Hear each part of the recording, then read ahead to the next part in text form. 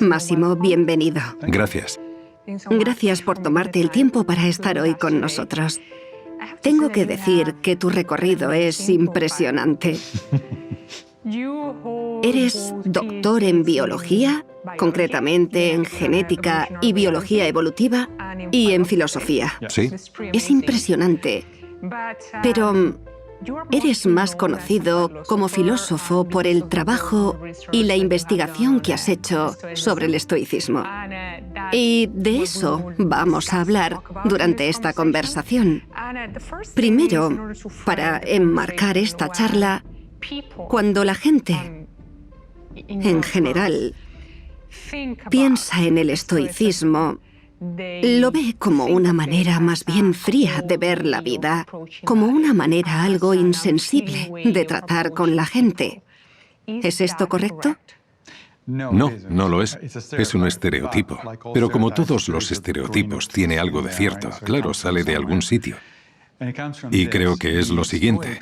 Los estoicos dividen lo que llamamos emociones en dos grandes categorías: las emociones negativas o disruptivas y las emociones positivas o constructivas. Las emociones disruptivas son cosas como la rabia, el miedo, el odio, etc. Las emociones constructivas, en cambio, serían la alegría, el amor, el sentido de la justicia, etc. El estoicismo intenta eliminar lo más posible las emociones destructivas y cultivar las positivas.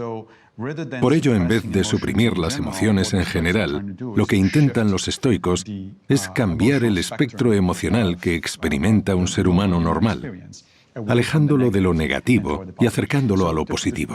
Por eso la verdad oculta en el estereotipo es que si se eliminan algunas emociones, pero solo el tipo de emociones concretas que los estoicos consideran, no nos dejan disfrutar de la vida. No queremos estar enfadados todo el tiempo, ni queremos tener miedo constantemente, ni odiar a todo el mundo. Ese tipo de cosas no nos permiten llevar una buena vida. En cambio, sentir amor, alegría y tener un buen sentido de la justicia y de cómo deben funcionar las cosas mejora nuestras vidas. Por eso la idea es alejarse de las primeras y acercarse a las segundas. Si tuvieras que describir brevemente qué es el estoicismo, ¿qué dirías? Es una filosofía de vida, y en eso no es diferente de otras filosofías de vida o incluso religiones como el budismo o el cristianismo. Todas las religiones son filosofías de vida, puesto que una filosofía de vida tiene dos componentes: la metafísica y la ética. La metafísica se refiere a que de alguna manera entiendes cómo funciona el mundo. Si eres cristiano, el mundo fue creado por Dios de tal manera y por tal motivo. Y funciona porque Dios dice que tiene que funcionar así. Si eres budista, tu visión metafísica de por qué el mundo funciona será diferente. Si eres estoico, también, etc. El segundo componente es la ética. La ética dicta cómo te comportas en el mundo. Normalmente estas dos van de la mano. Es decir, si eres cristiano, yo crecí siendo católico. Si eres cristiano, no solo entiendes que el mundo se creó de una cierta manera, sino que debes comportarte como Dios dice que debes hacerlo. El estoicismo es simplemente una versión más de esto. Es una manera de orientarse en la vida. Específicamente, lo que diferencia el estoicismo de otras filosofías de vida o religiones es que empieza con una premisa muy importante y que, como práctica, se enfoca de dos maneras diferentes. Brevemente, la premisa de toda filosofía estoica es que debemos vivir conforme a la naturaleza, como decían los antiguos estoicos. Al oír esa frase, la gente empieza a pensar que tienen que ir desnudos por el bosque o abrazar árboles y cosas así. No es eso. No tiene nada de malo hacerlo si es lo que te gusta, pero no es eso. Vivir conforme a la naturaleza significa que los estoicos se preguntan a sí mismos: ¿qué tipo de seres son los seres humanos? ¿Qué tipo de organismos somos? ¿Qué nos diferencia de otros organismos? Todos los seres vivos intentan vivir conforme a su naturaleza. Si eres una planta, Intentas que te dé el sol, porque es tu naturaleza como planta. Si eres un león, te comportas de cierta manera, porque es la naturaleza de un león. De acuerdo con los estoicos, la naturaleza de los seres humanos es fundamentalmente que somos seres sociales y que tenemos la capacidad de razonar. Somos sociales, es decir, podemos sobrevivir por nuestra cuenta si es necesario, pero solo prosperamos en sociedad, en contacto con otros cuando interactuamos con los demás. Y razonamos, pero eso no significa que siempre lo hagamos bien. De hecho, se podría decir que no suele ser así. Pero somos capaces de hacerlo. Somos capaces de razonar a niveles mucho más elevados que ninguna otra especie en la Tierra. Por eso, basándonos en estas dos premisas, que somos sociales y capaces de razonar, los estoicos concluyeron que una buena vida humana, una vida humana que vale la pena, es aquella en la que aplicamos la razón para mejorar la sociedad, para mejorar la vida en comunidad. Esa es la noción fundamental del estoicismo. Todo lo demás surge de ahí. Hay técnicas específicas que ponen en práctica los estoicos, enfoques específicos de los que podemos hablar después, pero fundamentalmente lo que diferencia al estoicismo de otras filosofías de vida es que para un estoico, una vida humana que vale la pena es aquella en la que usamos la razón para ayudar a los demás y a nosotros mismos. No se hace una distinción fundamental entre uno mismo y el resto de la sociedad. Somos parte de esa sociedad. Si mejoramos como personas, estaremos mejorando automáticamente la sociedad y si trabajamos para mejorarla, nos estaremos mejorando automáticamente a nosotros mismos. Máximo, te has descrito a ti mismo como estoico. ¿Cuándo y por qué decidiste adoptar esta filosofía de vida? No hace mucho, hace unos 5 años. Todo empezó porque estaba atravesando la típica crisis de los 40, algo normal que le pasa a mucha gente cuando llega a esa edad, se divorcia o cambia de trabajo. Además, mi padre murió. Bueno, cosas que pasan en la vida. Y no es que la situación me agobiara demasiado, pero fue una época dura. Y fue en ese momento cuando empecé a estudiar filosofía de verdad. Era científico, trabajaba en biología evolutiva y quise sacarme un doctorado en filosofía. No se puede empezar a estudiar filosofía, incluso a esos niveles en que es una filosofía más técnica, sin pasar por cosas más básicas como el significado de la vida, la ética, cómo vivir la vida, etc. El estar pasando por una crisis personal a la vez que estudiaba filosofía me hizo pensar que podría haber cierta manera de encontrar respuestas, cierta manera de pensar que fuera útil para mí. Cuando me puse a investigar, vi con claridad que la mejor candidata, al menos para mí, era algo que en filosofía se llama ética de la virtud. La ética de la virtud es un enfoque de la vida que te dice, básicamente, que debes mejorar como persona. Esa sería la idea básica. Cuando empiezas a estudiar este tipo de ética encuentras varias opciones porque en las antiguas Grecia y Roma había varias escuelas de ética de la virtud. La más famosa es la de Aristóteles. Empiezas con Aristóteles. Me puse a leer y pensé, vaya, es interesante. Y que decía cosas muy interesantes, pero no tenía muchas aplicaciones prácticas. No había una manera clara de transferir las ideas de Aristóteles a mi día a día. No podía ayudarme a lidiar con el dolor del duelo por la muerte de mi padre, por ejemplo. La segunda parada normalmente es Epicuro. El epicureísmo es otro tipo de filosofía de la ética de la virtud muy interesante porque pone el énfasis en la amistad y las relaciones. El problema del epicureísmo es que la meta de sus seguidores es minimizar el dolor en sus vidas. Normalmente pensamos en los epicúreos como aficionados al sexo, las drogas y el rock and roll, pero no es así. Es cierto que pensaban que el placer era importante para los humanos, pero fundamentalmente lo que intentaban era evitar el dolor, tanto mental como físico. Por eso Epicuro decía que para conseguirlo, uno no debería involucrarse en política ni ser social, puesto que, como sabemos, tanto la política como las relaciones sociales causan dolor. Y pensé, es interesante, pero no es para mí, ya que creo que la vida no tiene sentido a menos que te relaciones y te involucres en política. Así que estaba indeciso. Sabía que la ética de la virtud era un campo que podía proporcionarme las respuestas que buscaba, pero ni Aristóteles ni Epicuro me convencían. Y un día en Twitter, justamente, vi un tuit que ponía, ayúdanos a celebrar la semana estoica. Y pensé, ¿Qué es la Semana Estoica? ¿Por qué celebran la estoicidad? Recordaba más o menos que los estoicos formaban parte de la ética de la virtud, que eran otra de las escuelas de esta ética. Había leído a Marco Aurelio en la universidad, incluso traduje a Séneca del latín cuando estudiaba, pero nunca había pensado que estas personas hablaran de una filosofía de vida. Me entró la curiosidad y me apunté a la Semana Estoica, que se hace una vez al año, normalmente en octubre. Durante una semana viví como un estoico, es decir, empecé a leer sobre los estoicos. Me bajé una especie de manual con ejercicios diarios de meditación. Empecé a llevar un diario, cosas así. Lo hice durante una semana y me cambió. Pensé, esto es lo que buscaba, me ayuda y me está marcando un camino que quiero seguir. Así que al final de la semana decidí seguir así durante otro par de meses, como experimento personal, y después de eso durante otro año. Y aquí estamos hablando del tema, un par de libros después. Genial, Máximo. De hecho, lo que estabas explicando tiene que ver con lo que te iba a preguntar. Has mencionado que el estoicismo es una filosofía muy antigua, de hace más de 2000 años. Pero estamos viendo cómo revive este tipo de filosofía en el presente. ¿Cuál crees que es la causa de este reencuentro con el estoicismo? Buena pregunta. No tengo una respuesta concreta. Creo que hay 2 o 3 cosas importantes acerca de este regreso del estoicismo. Primero, sí, tiene más de 2000 años. Empezó en el año 300 a.C. con Zenón de Citio en Atenas. Pero el budismo también es antiguo, tiene 2500 años, y el cristianismo otros 2000. Todas estas filosofías o religiones siguen con nosotros y siguen siendo importantes, aunque superficialmente nuestras vidas sean muy diferentes de como eran en las antiguas Roma, Palestina o India.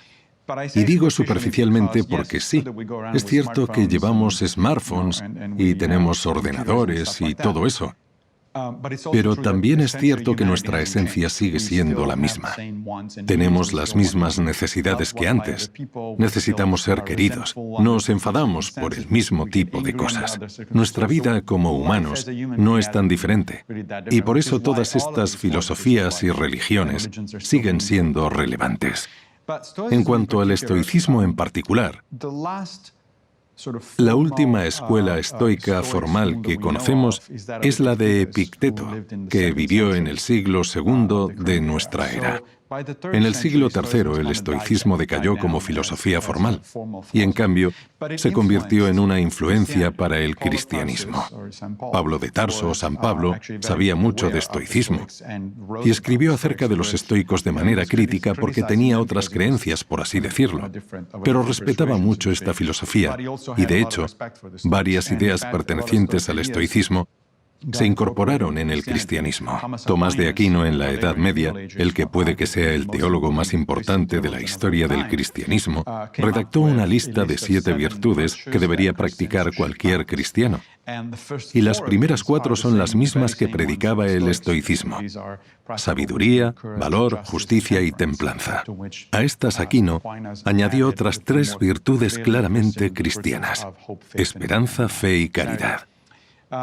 El estoicismo influyó a muchos pensadores, en su mayoría cristianos, pero también a algunos judíos durante la Edad Media, así como a filósofos modernos como Descartes y Spinoza. Así que el estoicismo nunca llegó a morir, pero sí es cierto que ha resurgido de repente en los últimos 20 años o algo así.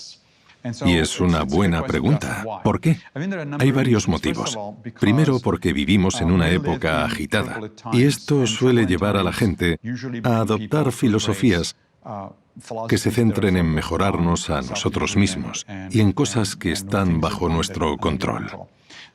No creo que sea casualidad que, por ejemplo, muchas de las filosofías griegas y romanas surgieran de repente en un periodo de unos 100 años, entre la muerte de Alejandro Magno y el comienzo del Imperio Romano. ¿Por qué? Porque en ese momento el mundo mediterráneo estaba sumido en el caos. Las cosas estaban cambiando de manera drástica, los imperios estaban colapsando, las vidas de la gente estaban patas arriba y no sabían cómo lidiar con todo esto. Este es probablemente uno de los motivos. Así surgieron estas filosofías y lo mismo ocurrió con el budismo en la antigua India. Estaban pasando por una situación cultural e histórica similar. Lo mismo se puede decir del confucianismo en la China. Hoy de nuevo nos encontramos en una situación en que nos enfrentamos al cambio climático, a la posibilidad de una catástrofe nuclear y en que estamos sufriendo cambios políticos radicales y no podemos hacer mucho para controlar nada de esto. Creo que uno de los motivos del regreso del estoicismo es que es un tipo de filosofía que te ayuda a centrarte en lo que puedes controlar, lo cual ayuda a reducir el estrés y a sentir que tu vida tiene algún sentido. Ese es uno de los motivos. Otro es que ciertas corrientes de psicoterapia modernas que evolucionaron durante el comienzo del siglo XX, y especialmente en los años 50 y 60, se inspiraron en el estoicismo.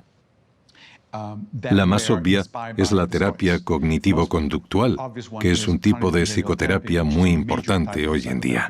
Es una práctica basada en evidencias, es decir, hay pruebas empíricas de que funciona. La terapia cognitivo-conductual surgió a finales de los 50 o principios de los 60. Dos de sus fundadores se inspiraron de manera directa en los estoicos. Leyeron a Epicteto, Marco Aurelio y Séneca y pensaron, vaya, esta gente tenía ideas muy interesantes que se pueden sistematizar y se pueden aplicar empíricamente para mejorar las vidas de la gente. Teniendo en cuenta que la terapia cognitivo-conductual es actualmente la psicoterapia más popular, creo que ha ayudado a revivir el estoicismo, porque ha probado que hay una base científica y empírica para algunas de las cosas de las que hablaban los estoicos. Y el tercer motivo, creo que es que ha habido grupos de personas, especialmente en las últimas 2 o 3 décadas, haciendo esfuerzos conjuntos para revivir el estoicismo. El primero fue Pierre Hadot, un clasicista francés que escribió 2 o 3 libros muy populares a principios de los 90. Uno de ellos fue La ciudadela interior, un libro sobre las meditaciones de Marco Aurelio. Hadot mantenía que no lo hacía porque estuviera interesado en la filosofía antigua per se, sino porque estaba interesado en la filosofía como una manera de vivir, en volver a la idea que tenían los antiguos griegos y romanos, de que la filosofía no es un ejercicio académico, o al menos no es solo eso, sino algo que se vive día a día. Hadot influenció a su vez a más personas. Y hace unos años, un grupo de psicoterapeutas, seguidores de la terapia cognitivo-conductual, filósofos, eruditos del mundo clásico y otras personas, comenzaron con la Semana Estoica que he mencionado antes, así como con la conferencia anual Stoicon, que ya lleva 5 o 6 años en activo. Y se popularizó enseguida. Empezó a acudir la prensa y el estoicismo apareció por todas partes.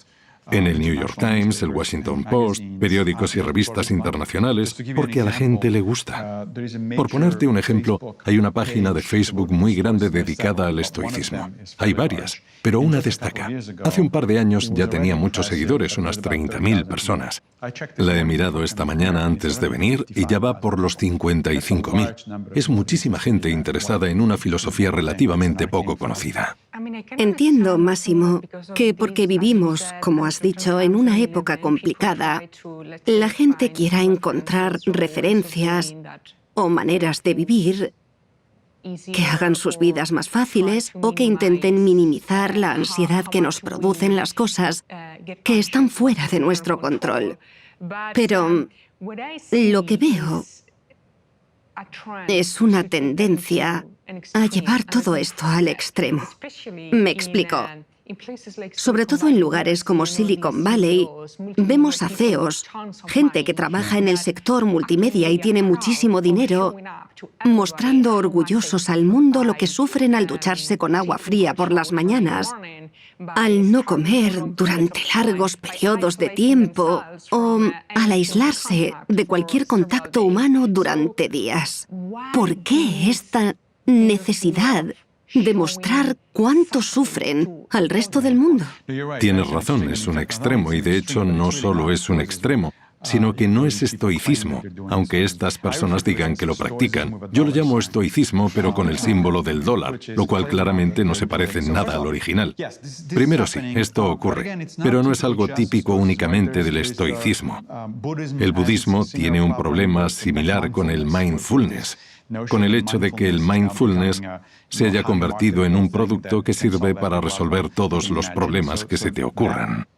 El budismo tiene ese problema, el cristianismo tiene otro problema similar. Hay algo llamado los evangelios de la prosperidad, y la gente usa estos evangelios para hacerse rica.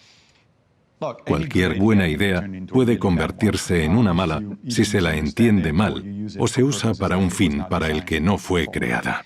En el caso concreto de Silicon Valley, el problema con el enfoque que se ha hecho del estoicismo es el siguiente. El estoicismo es tanto una filosofía de vida como una serie de técnicas. Como filosofía de vida, te dice que debes vivir, como he dicho antes, conforme a tu naturaleza, es decir, usando tu capacidad de razonamiento para mejorar la sociedad, lo cual significa mejorar la vida de los demás. Pero también es una serie de técnicas. Cosas como someterte a ejercicios de privación moderada para conseguir un objetivo concreto. Por ejemplo, el ayuno o las duchas frías. Y todo esto pretende ejercitar nuestra gratitud. Están ahí para recordarnos que deberíamos agradecer el hecho de que tenemos agua caliente siempre que queramos, de que tenemos comida disponible a nuestro antojo, etc. Son técnicas como el escribir un diario con nuestros pensamientos cada día con cuestiones específicas en mente, como puede ser el evaluar nuestro comportamiento respecto a las 4 virtudes cardinales del estoicismo. Son técnicas, y las técnicas pueden separarse de la filosofía. Esta separación puede hacerse bien o no tan bien. Hemos hablado de la terapia cognitivo-conductual, la cual utiliza unas cuantas técnicas desarrolladas por los estoicos, pero no es una filosofía de vida. Uno no va a terapia pensando quiero que me digan cómo vivir.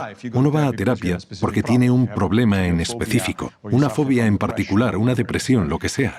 Esas técnicas son útiles, son eficaces para resolver esos problemas en concreto, pero no se está practicando una filosofía. Solo se está haciendo terapia. El problema con todo este asunto de Silicon Valley es que se centran únicamente en las técnicas y dicen que practican la filosofía estoica. Pero no es cierto, sobre todo porque los estoicos son muy claros en cuanto a que tener mucha riqueza no es bueno. Primero, porque te distrae de otras cosas. Si tu meta principal en la vida es hacerte rico, para los estoicos ya vas mal encaminado. Tu meta principal en la vida debería ser ayudar en la cosmópolis humana, como ellos lo llaman, la sociedad en general. Ahí ya hay una contradicción. Si tu meta es ser rico, famoso, poderoso, cosas así, vas por mal camino. El estoicismo no trata de eso. He intentado educar a esta gente lo mejor que he podido. A veces funciona y a veces no. Esa es una de las cosas que no se pueden controlar, hay que aceptarlo y punto. Máximo, quiero que hablemos un poco más de las técnicas.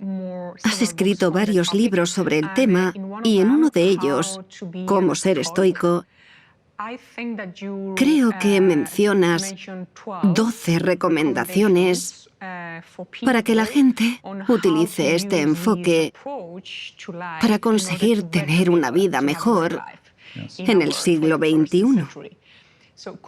¿Puedes resumirnos estas 12 recomendaciones?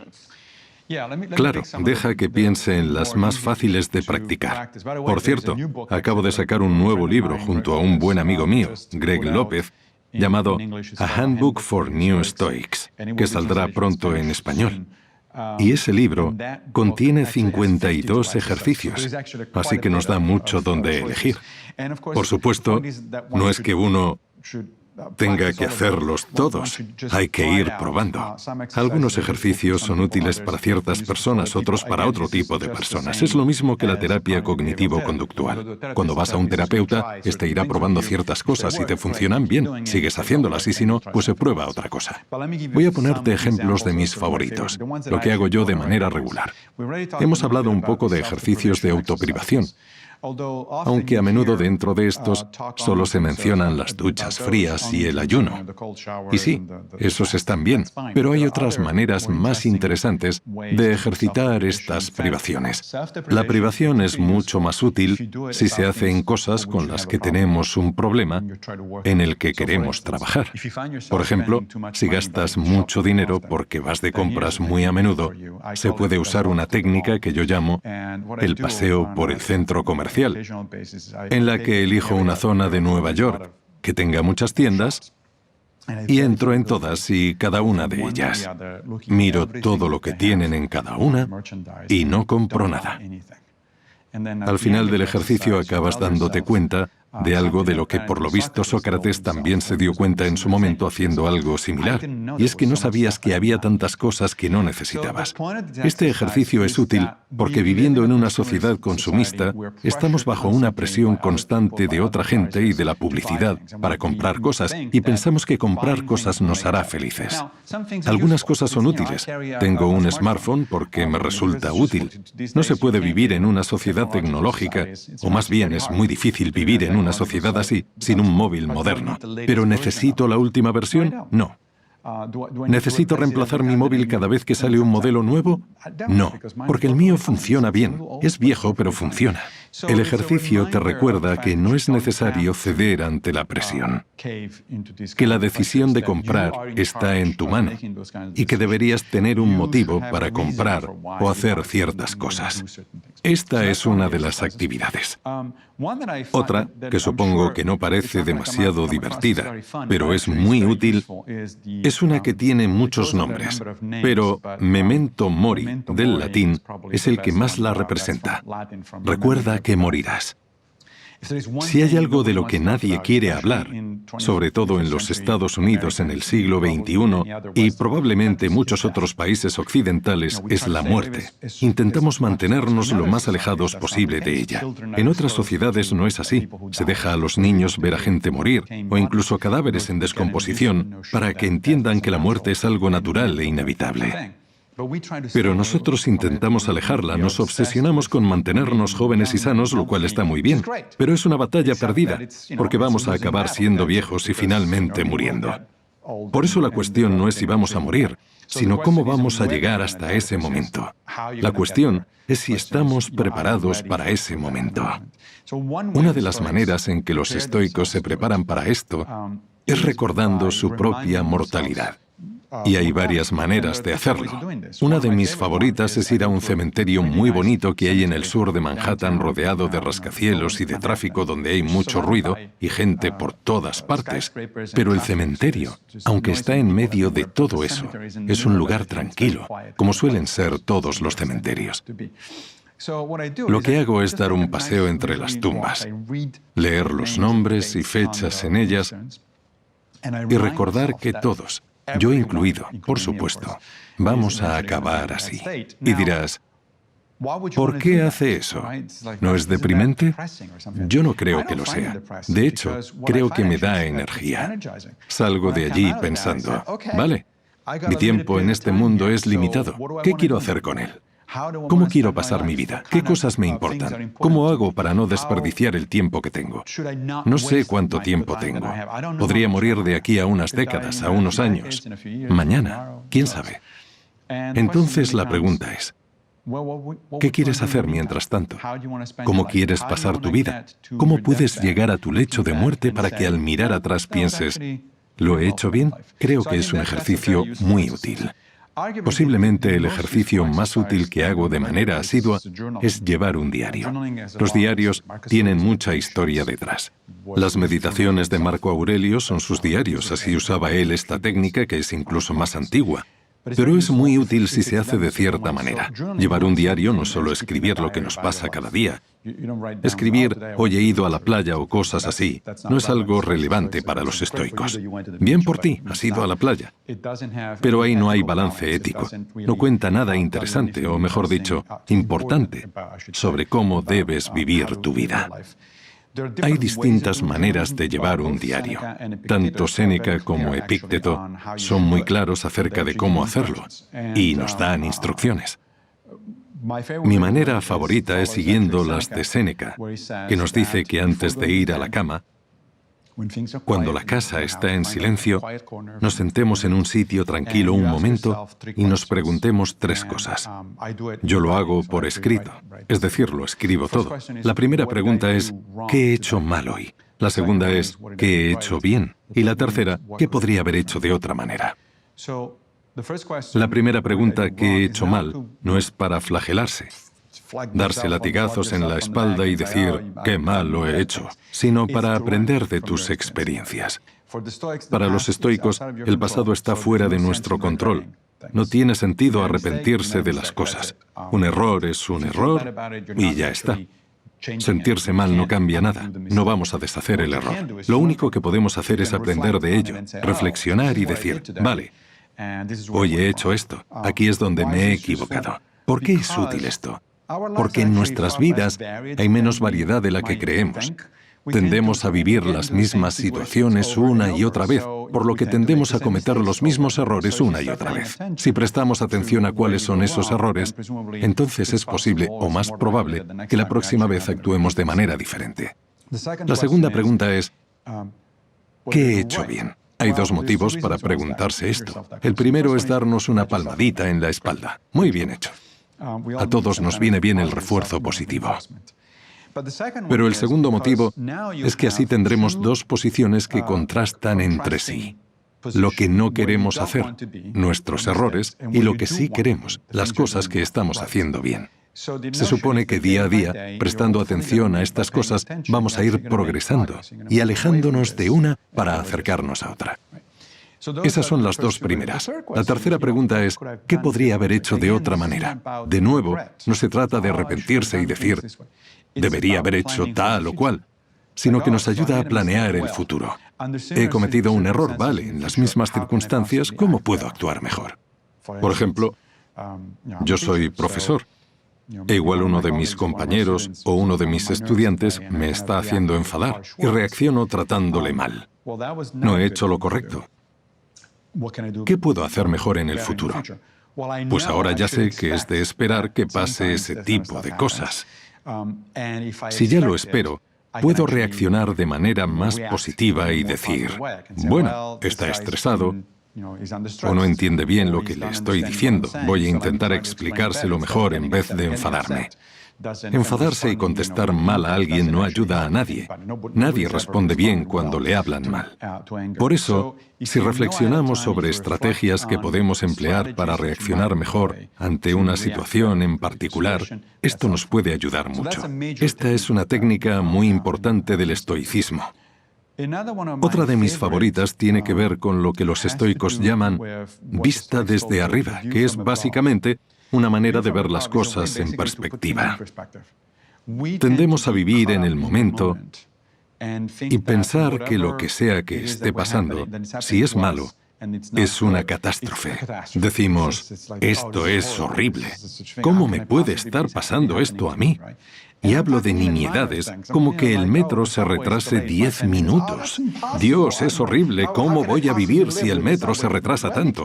Bueno, pues viviendo, no es tan difícil. Pasa siempre. ¿Por qué te sorprende que el metro llegue tarde?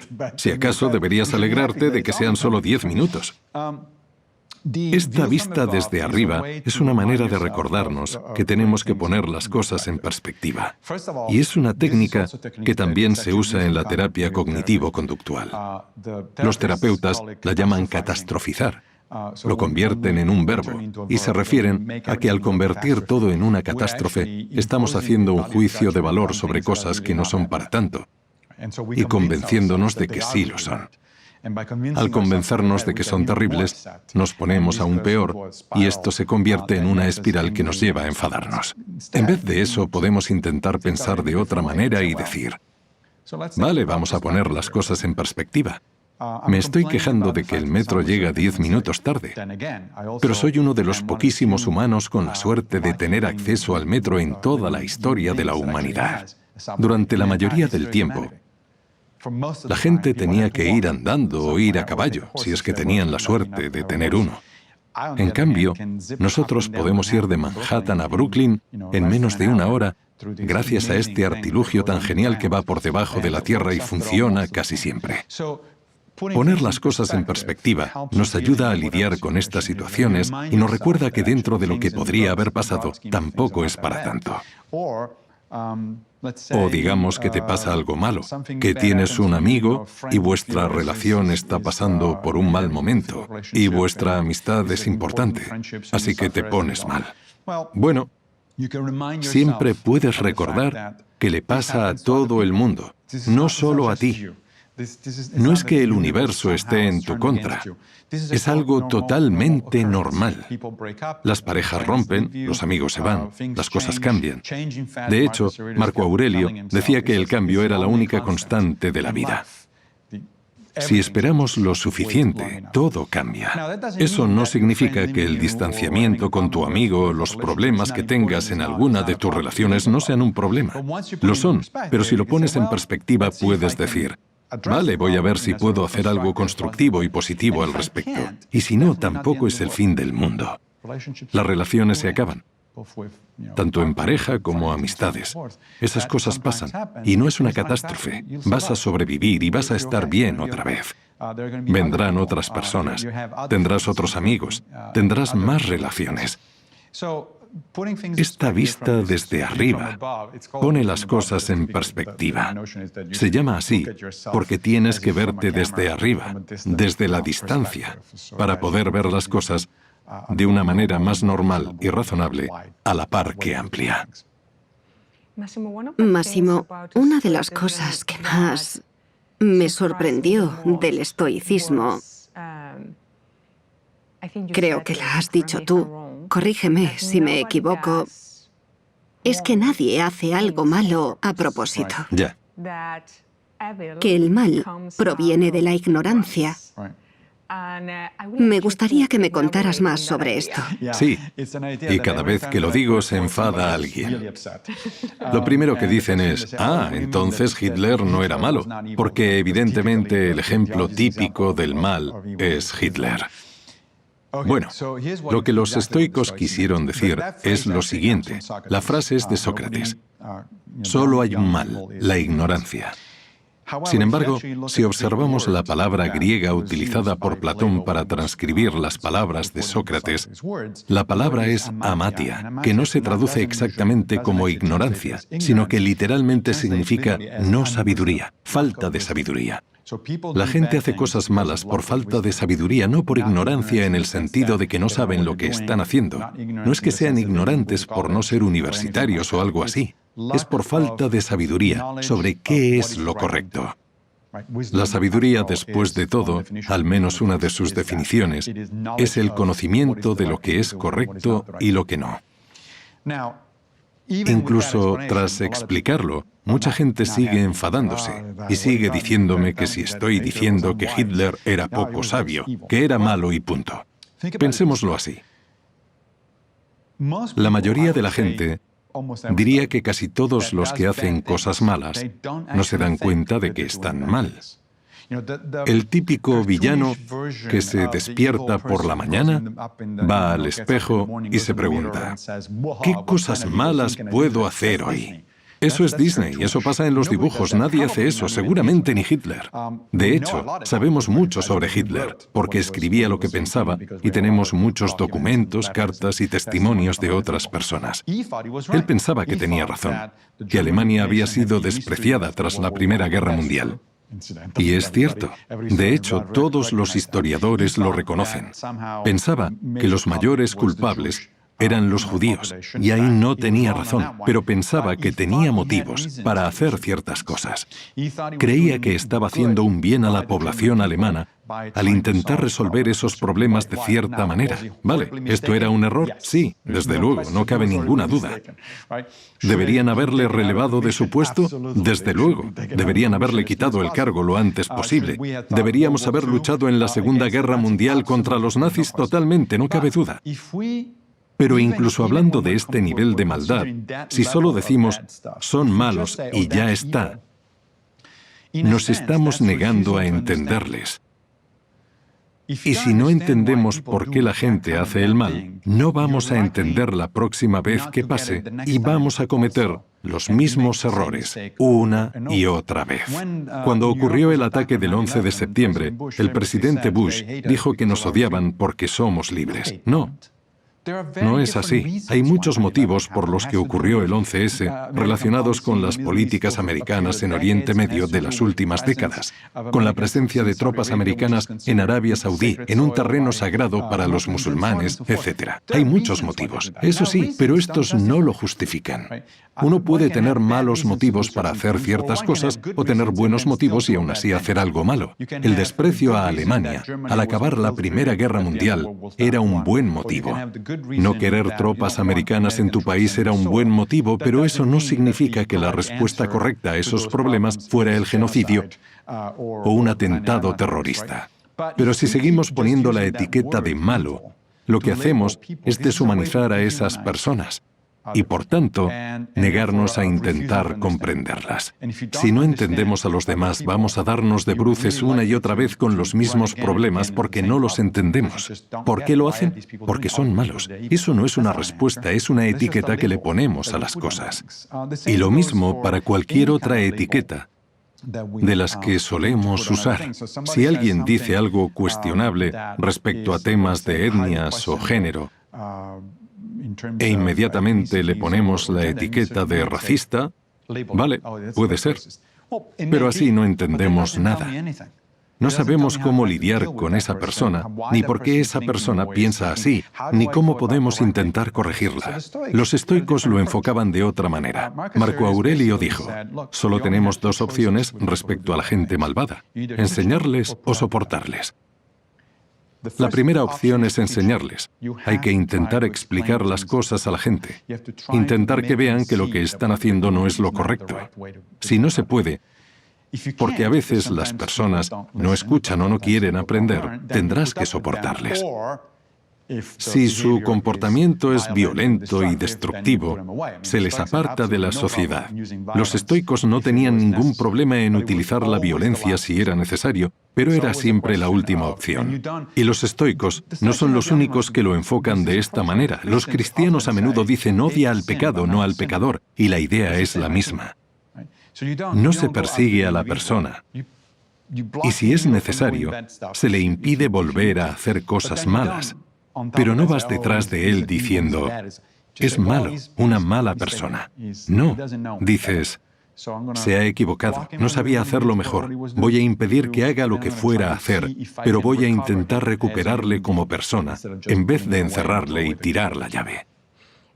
Massimo, hay un par de cosas que creo que se han convertido en cosas características de la sociedad en que vivimos en el siglo XXI, esta sociedad tan tecnológica. Me gustaría saber qué dice el estoicismo sobre esto y cómo lidiar con ellas, porque no creo que vayan a desaparecer. La primera es un fenómeno que fue considerado un mal necesario durante muchos años y que ahora se considera algo guay, sobre todo en Estados Unidos, la cultura americana y en la Europa occidental. Hablo del estrés, del concepto de estar estresado, del concepto de estar siempre ocupados. Antes se veía como algo malo, pero ahora, si nunca puedes hacer nada porque estás ocupado, se piensa que es algo bueno. La hiperactividad se ha convertido en algo guay. Quiero saber, ¿qué opinan de esto los estoicos? Sí, Séneca habla de esto de manera directa. Habla de que estar demasiado ocupados no es bueno. Y el motivo es que nos distrae de las cosas que de verdad importan. No todo es importante. Solo porque estés haciendo algo no significa que sea algo bueno, algo útil, interesante o significativo. Por eso los estoicos tienden a centrarse y prestar atención a lo que hacen y sobre todo por qué lo hacen. Estar ocupado porque sí o para aparentar estar ocupado es una tontería. Todo el mundo puede estar ocupado haciendo cosas sin sentido o que no sirven para nada. Preguntémonos lo siguiente. Si hoy fuera mi último día, ¿querría estar haciendo esto? Este es uno de los ejercicios que proponemos mi amigo Greg y yo en el nuevo libro. Pedimos a la gente pasar una semana prestando atención a lo que hacen durante el día para por la noche hacer una lista de al menos 3 actividades a las que dediquen varias horas y preguntarse primero si esas actividades están mejorando sus vidas y segundo, si querrían hacerlas si fuera su último día de vida. Es un ejercicio interesante. No es necesario tomárselo literalmente. No está diseñado para que nos pongamos a pensar muy seriamente en nuestro último día, sino que es un experimento. Por ejemplo, si hoy he pasado mucho rato en redes sociales, ¿querría pasar así mi último día en este mundo? Seguramente no. La mayoría de gente diría que no. Bueno, pues si la respuesta es que seguramente no, podemos quitarle tiempo a eso. Es una señal de que es una actividad a la que no queremos dedicar tantas horas. Estar ocupado simplemente por estarlo, estresarnos por mandar un mensaje a los demás de que valemos para algo, de que nuestro tiempo es valioso, no tiene sentido. Primero que nada, los estoicos dirían que lo único que está bajo nuestro control son nuestras opiniones, juicios y decisiones, y no las de los demás. Así que las opiniones de otros pueden ser interesantes si aprendemos de ellas, pero no son más que eso, sus opiniones. No las controlamos. Y si nos pasamos la vida intentando que opinen bien de nosotros, hacernos famosos, etc., estamos desperdiciando muchísimo tiempo. Porque la fama es muy voluble. Puede que hoy seas famoso y hablen bien de ti, y que mañana todo el mundo se ponga en tu contra, dependiendo de cómo cambien las cosas, cómo cambie la cultura, cómo cambie la gente. Es una pérdida de tiempo. Deberíamos centrarnos en lo que de verdad nos importa y preguntarnos, ¿por qué me importa esto? ¿Qué estoy haciendo y por qué? Tengo que preguntarte una cosa, Massimo, porque casi que has introducido esta segunda característica de nuestra sociedad. Y es que ahora todo el mundo quiere ser famoso. Todo el mundo quiere ser un modelo a seguir para los demás. Y hay una herramienta nueva, una herramienta moderna que utilizamos todos, que son las redes sociales. Se han convertido también en una fuente de estímulos constantes que no siempre son buenos. Querría saber tu opinión y qué dice el estoicismo sobre esto. Sí, eso es. Las redes sociales son herramientas y como cualquier herramienta se pueden usar bien o mal. Si tienes un martillo y lo usas para clavar cosas en la pared, es un buen uso del martillo. Pero si lo usas para ir pegándole a la gente con él, pues ya no lo estás usando bien. Lo mismo pasa con las redes sociales. Yo, por ejemplo, las uso bastante, pero principalmente por 2 motivos. Uno es mantenerme en contacto con mi familia en el extranjero, porque la mayoría de mi familia vive en Italia y yo vivo en Nueva York, así que es difícil mantenernos al día. Me gusta poder ver fotos o vídeos de mis sobrinos, por ejemplo, y cosas así. Pero tengo presente que ese es mi tiempo en familia y por lo tanto debe ser limitado. Lo hago solo unos minutos al día y ni siquiera todos los días porque no hace falta más. Si lo hiciera de manera regular, se convertiría en una pérdida de tiempo porque tampoco me hace falta ver tantísimos vídeos y fotos de mis sobrinos. Y nunca me pongo a ver fotos de gatos. No creo que sea un buen uso de mi tiempo. Tengo claro cómo es un gato. El motivo principal por el que uso redes sociales es para trabajar. Utilizo las redes sociales, por un lado, para promocionar mis trabajos, tanto libros como artículos, podcasts, vídeos, lo que sea. Las redes sociales son un buen sitio para decir a la gente, oye, si te interesa, puedes ver esto. También las uso para seguir a personas a las que considero interesantes, porque publican cosas que quiero leer, quiero ver, etc. Pero sigue siendo algo relacionado con el trabajo y hay que poner unos límites. No lo hago durante horas y horas cada día, porque si lo hiciera, no pasaría ese tiempo leyendo esos libros o artículos, o viendo esos vídeos y podcasts. Si sigo en las redes sociales, acabo perdiendo el tiempo. Los estoicos dirían dos cosas. Primero, que una herramienta es eso y nada más, y cada uno tiene la opción de usarlas bien o mal. La herramienta no te va a decir cómo usarla.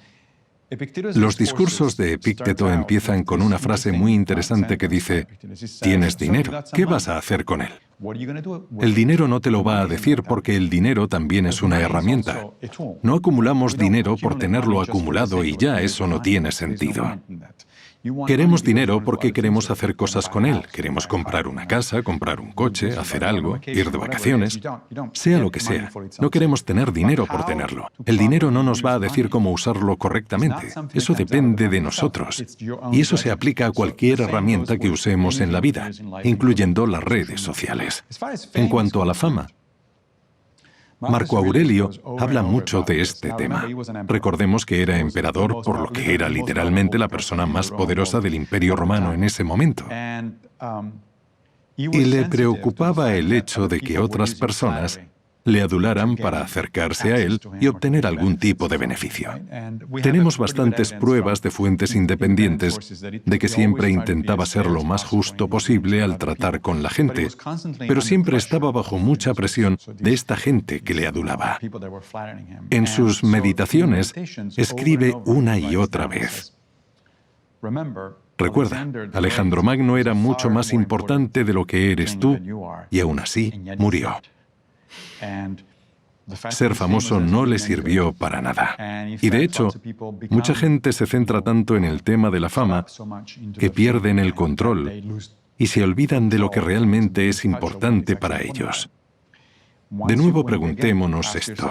Si llego a mi último día y miro hacia atrás, ¿de qué cosas puedo estar orgulloso? Hoy tenemos respuestas para esto, porque hay psicólogos que han estudiado qué piensa la gente que está a punto de morir. Y te garantizo que no es cuántos seguidores tienen en Twitter. Lo que piensan es, ¿he hecho algo significativo con mi vida? ¿Cómo han sido mis relaciones y mis amigos? Esas son las cosas en las que piensa la gente, no en sus seguidores en redes sociales, ni siquiera en cuánto dinero han tenido, a menos que hayan usado ese dinero para hacer algo significativo para mejorar las vidas de los demás. Máximo, me gustaría acabar esta entrevista resumiendo todo lo que hemos hablado y mirando un poco al futuro. Hemos empezado esta conversación hablando sobre el resurgimiento que estamos viendo del estoicismo. ¿Cómo lo ves? ¿Crees que ha venido para quedarse o que va a ser reemplazado por, quién sabe, otra corriente? ¿Cómo crees que evolucionará? Buena pregunta. Primero, predecir el futuro es un sinsentido, así que tenemos que ir con cuidado al hacerlo. ¿Quién sabe qué pasará? Es muy posible que el estoicismo goce de una ola de popularidad que acabe decayendo y otra cosa ocupe su lugar. Desde luego, es una posibilidad. Pero estas ideas han sobrevivido durante casi 2 milenios y medio, así que no van a desaparecer. Quiero decir, si algo dura tanto tiempo, ya sea el estoicismo, el budismo, el cristianismo, el confucianismo, no desaparece así como así. Así que yo diría que las ideas se mantendrán independientemente de si la popularidad del movimiento filosófico decae. Pero al mismo tiempo, no veo ningún motivo por el que el estoicismo no pueda volverse tan popular como, por ejemplo, el budismo con el tiempo. De hecho, creo que el estoicismo estoicismo es el equivalente occidental del budismo. Las dos filosofías son muy similares desde un punto de vista ético. Sus metafísicas son diferentes, su visión de cómo funciona el mundo, pero sus éticas son muy similares. Y cuando digo esto, la gente no suele creérselo porque dicen, pero el estoicismo es muy duro, es una filosofía muy exigente. Y mi respuesta es que todas las filosofías o religiones lo son. No es fácil ser un buen cristiano. Es fácil decir que eres cristiano, claro. Eso lo puede hacer todo el mundo. Y es fácil decir que eres budista. Pero ser un buen budista, practicar el camino óctuple no es fácil. Ser practicante de los evangelios y vivir tu vida acorde a ellos no es fácil. Así que no creo que el estoicismo sea tan distinto. Y ya hemos hablado de que alguna gente practica esta filosofía de una manera que probablemente Marco Aurelio no habría reconocido como estoicismo. Creo que tenemos motivos para pensar que ha venido para quedarse. Puede que su popularidad suba o baje, pero eso no importa. Lo que importa es que sea útil para la gente, y al parecer lo es. Tengo muchos testimonios de personas que han leído mis libros o mis artículos y no paran de decirme que les han cambiado la vida para mejor, a veces de manera drástica y a veces en pequeñas cosas del día a día. Es una herramienta útil, es una manera muy útil de ver la vida.